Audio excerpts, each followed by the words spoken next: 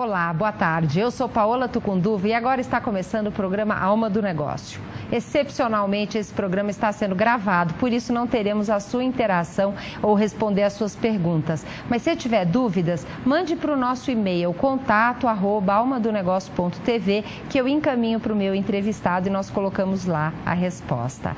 O tema de hoje é gestão de projetos, algo muito falado dentro das empresas e uma ferramenta muito poderosa no mundo dos resultados e das exigências do mundo profissional de hoje. Eu tenho aqui um dos maiores especialistas do assunto no Brasil.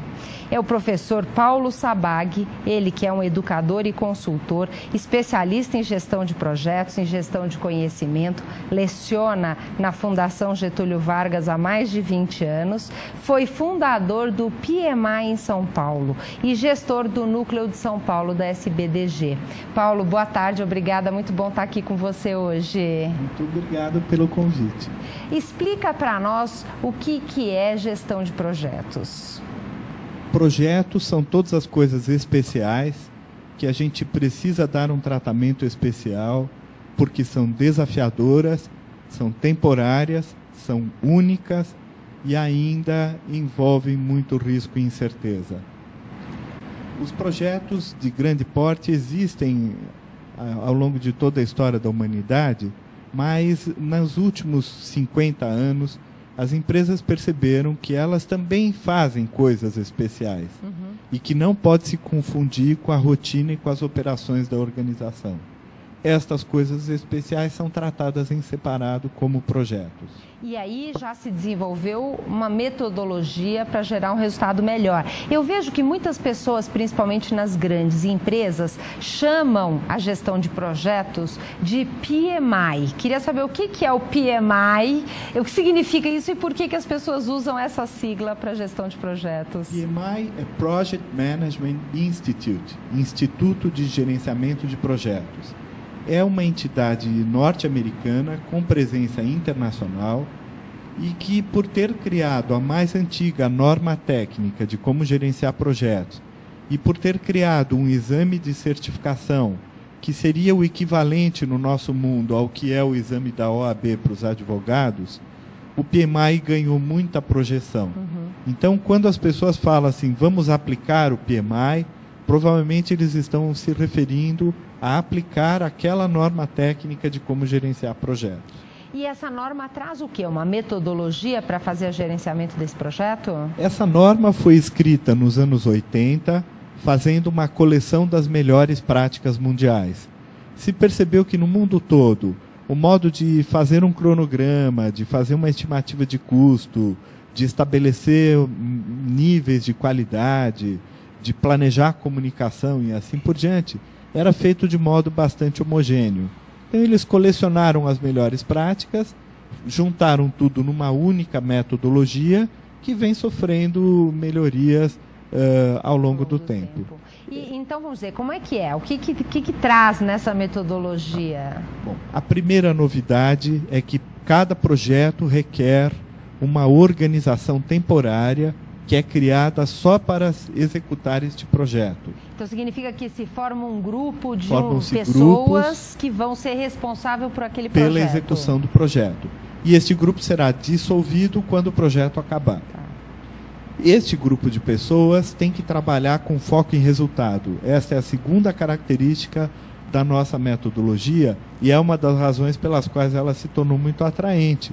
Porque hoje em dia todo mundo precisa trabalhar com foco em resultado. E o nosso povo, os gestores de projeto, estão habituados a fazer isso, eles já têm habilidades desenvolvidas para isso. Para trabalhar com foco em resultado só tem um jeito, precisa ser bom de planejamento e controle. E aí, então, vamos dizer, quais são as ferramentas utilizadas para fazer esse planejamento do projeto? Existe padrão para isso? A ferramenta mais sofisticada são os softwares de gerenciamento de projeto, que permitem elaborar os cronogramas e planejar o quanto de esforço cada indivíduo precisa dar em cada tarefa do escopo do projeto. Esta é a única ferramenta que é sistêmica e que é sofisticada e específica do nosso campo.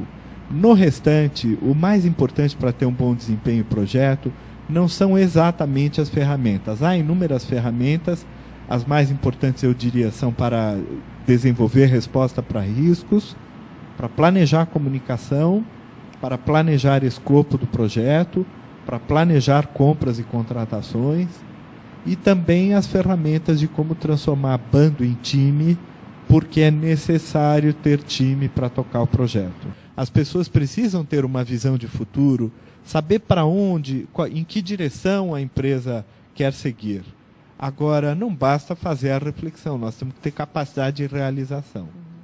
As empresas que perceberam que há uma vinculação entre estratégia e projeto, perceberam que qualquer estratégia empresarial ou organizacional precisa ser convertida em projeto para que ela possa ser realizada. Interessante. Então, a empresa quer ampliar o seu campo de atuação, cria um projeto de ampliação do campo de atuação. Quer modificar o portfólio de produtos, cria um projeto para lançar novos produtos, e assim sucessivamente. Pode acontecer um projeto onde a gente determina um objetivo, faz todo um planejamento e, de repente, a gente não chega no resultado esperado? Olha, como todo projeto envolve risco e incerteza, eu não seria muito leviano em afirmar que raramente um projeto termina do jeito como ele foi concebido quando ele começou. Mudanças em projetos são muito frequentes, porque, por natureza, os projetos envolvem risco e incerteza. E, por essa razão, dentre as mudanças, inclusive, deve sempre considerar a possibilidade de terminar precocemente um projeto, ao se perceber que ele não trará os benefícios que se esperava obter. Por isso, um bom gestor de projeto, ele é um bom finalizador de trabalhos. Ele é uma pessoa que gosta de terminar as coisas. Ele é avesso à rotina, ele não gosta de nada do que é contínuo ou permanente nas organizações.